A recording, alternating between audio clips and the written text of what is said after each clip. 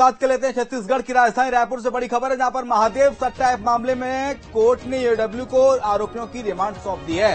चंद्रभूषण वर्मा, सतीश चंद्राकर की रिमांड सौंपी गई है। सुनील दम्मानी को भी ईओडब्ल्यू की रिमांड में सौंपा गया है। ईओडब्ल्यू को तीनों की 5 दिन की रिमांड भी दी गई है।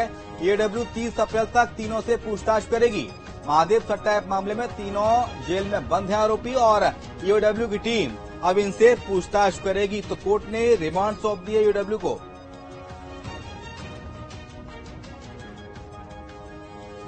तो बड़ी खबर, बड़ा अपडेट इस वक्त आपको बता रहे हैं, जहां पर कोर्ट ने ईओडब्ल्यू को रिमांड सौंपी है। चंद्रभूषण वर्मा, सतीश चंद्राकर की रिमांड सौंप दी गई है। महादेव सट्टा ऐप के आरोपी हैं सुनील दम्मानी को भी ईओडब्ल्यू की रिमांड में सौंप दिया गया है। कोर्ट के आदेश के बाद इन तीनों की रिमांड को मंजूर किया गया है।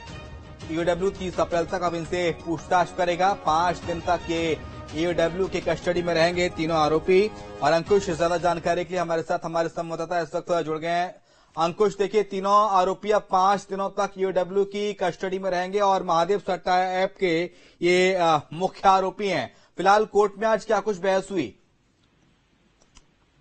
देखिए, इस पूरे मामले में ईडी पहले ही कार्रवाई कर रही थी, लेकिन अब महादेव सट्टा मामले में ये जो जेल में बंद थे चंद्रभूषण वर्मा, सतीश चंद्राकर और सुनील दम्मानी जो है, उनको एक बार फिर से विशेष कोर्ट में पेश किया गया। और विशेष कोर्ट में पेश करने का सिर्फ यही कारण था कि ईओडब्ल्यू जो है इनसे रिमांड चाहता था, क्योंकि अब ईडी के बाद पूरे मामले की जांच ईओडब्ल्यू कर रही है।